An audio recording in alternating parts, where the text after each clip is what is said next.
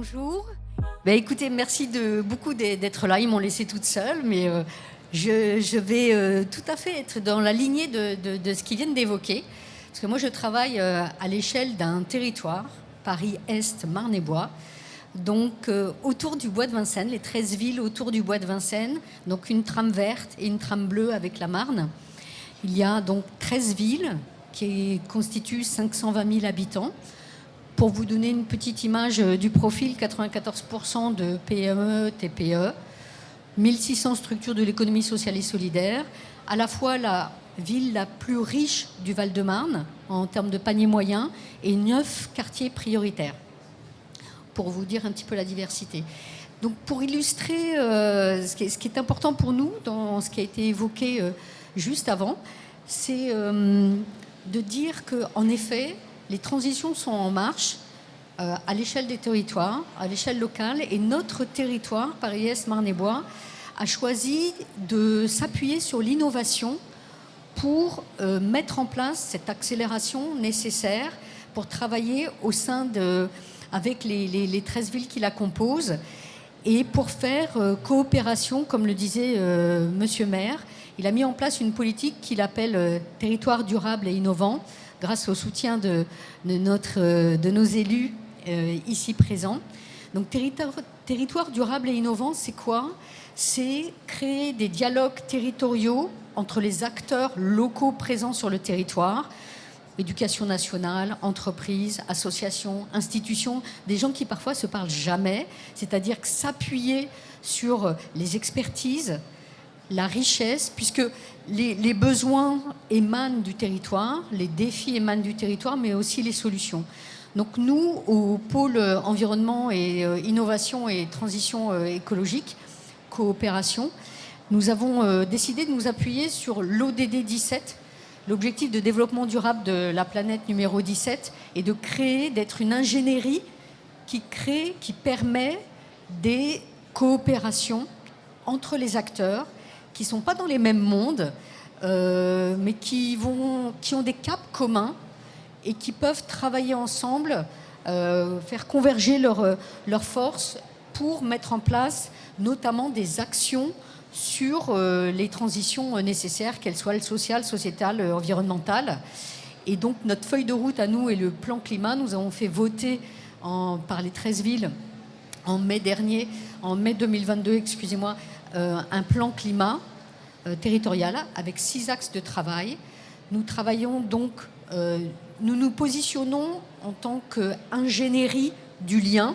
Nous accompagnons les différents acteurs qui veulent, donc il y a 8 clubs d'entreprise par exemple, des associations, et donc ça c'est notre politique TDI. Et nous pensons que c'est cette pratique-là qui va faire que c'est durable, parce que quand on fait se rencontrer les gens, quand on développe la connaissance, l'interconnaissance, on développe la confiance, et donc les coopérations après elles se démultiplient et les gens n'ont plus besoin de nous. Et donc pour vous donner un exemple concret de ce sur quoi on a pu travailler, on propose notamment des expérimentations en situation réelle pour rapprocher collectivités et start-up, entreprises innovantes, qu'elles soient de l'économie sociale et solidaire et d'autres origines. Et donc nous avons en ce moment, nous avons été lauréats avec 5 autres partenaires d'un projet qui s'appelle Amélia, qui est l'émanation, en fait, la réponse à un appel à projet DIAT, démonstrateur d'intelligence artificielle pour la transition écologique territoriale, qui a été porté par la Banque des territoires. Et en fait, ce qui est assez innovant, c'est que ce n'est pas le territoire Paris-Est Marne-et-Bois qui a répondu à cet appel à projet. C'est une des startups qui est incubée dans un des incubateurs locaux avec lesquels nous travaillons, qui est venu nous chercher en disant: nous voudrions répondre à cet appel à projet, mais nous avons besoin d'un territoire pour expérimenter les solutions que nous allons développer, pour travailler au plus proche des villes, pour travailler au plus proche de la population, pour être au plus proche des besoins. Donc nous avons besoin de vous et nous avons envie de travailler avec vous. Donc nous avons répondu favorablement à cet appel à projet, et avec d'autres experts, donc l'Université Gustave Eiffel, Bruit Parif et l'IPFEN. Et nous sommes en train de mettre en place, ensemble, une cartographie dynamique de la qualité de l'air, du bruit et des mobilités. C'est un projet sur 3 ans, financé donc par la Banque des Territoires, porté par 5 structures qui viennent quand même d'horizons différents, puisque au niveau de l'université Gustave Eiffel, on est sur la recherche et développement, donc c'est très technologique. Et nous, ce n'est pas notre cœur de métier. Notre cœur de métier, c'est la relation aux collectivités, la connaissance des besoins. Et donc chacun fait un pas de côté pour comprendre l'autre et pour travailler ensemble à notre cap commun, qui est donc de mettre en place cette cartographie qui a pour prérequis de travailler avec l'intelligence artificielle frugale. Et donc, qu'est-ce que c'est que l'intelligence artificielle frugale? C'est que l'idée n'est pas de redémultiplier tout un tas d'indicateurs, de capteurs, autres, qui referaient de la consommation, enfin, dépenseraient de l'argent, mais c'est de se baser déjà sur l'existant, comment on peut aller chercher les données existantes, qu'elles soient, donc bien sûr, on va avoir besoin de capteurs locaux, il y en a déjà qui existent, mais il y a aussi des structures qui en ont, donc vers lesquelles on pourra se tourner pour récupérer des données. Et l'intérêt dans cette cartographie, c'est qu'elle sera en temps réel.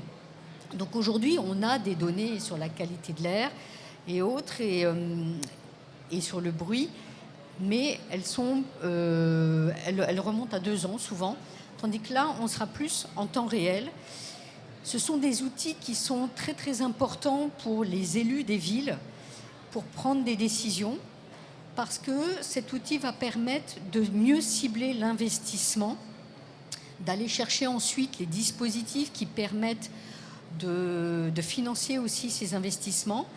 Mais donc Walter, qui est la start-up avec laquelle nous travaillons, parmi notre consortium, a pour spécificité en fait de pouvoir donc définir la qualité de l'air comme beaucoup d'entreprises, mais surtout de savoir qui produit le plus de polluants, et donc de travailler au plus près de soit la zone dite, soit l'entreprise, soit la structure en fait qui est la plus polluante. Donc on va avoir des données à la fois en temps réel, qui sont des données qui permettent donc aux élus. On sait que pour une ville, enfin pour des élus, ce sont des sujets qui sont un peu compliqués à gérer avec la population, la qualité de l'air et la qualité du bruit, puisque les populations, ils sont vraiment très sensibles, mais qu'en même temps, c'est pas l'élu qui a tous les pouvoirs d'agir. Et donc, ça va aider le fait d'avoir des pilotes pour développer cette cartographie avec la population. On va aussi pouvoir parler de l'intelligence artificielle et de l'usage qu'on en fait, parce que tout de l'intelligence artificielle, il y a beaucoup de craintes, et on le sait très bien, et que c'est important de sensibiliser aussi la population sur l'usage qu'on peut en faire. Et donc, ça va pouvoir, ce projet, en fait, va répondre à de multiples besoins, à la fois sur l'environnement, mais sur le lien et sur la partie d'intelligence artificielle. Donc je vois que le 0 s'affiche, donc je pense que j'ai écoulé mon temps. Juste pour finir, à Paris-Est-Marne-et-Bois, on considère que le lien fait partie de la solution, c'est une partie de la solution.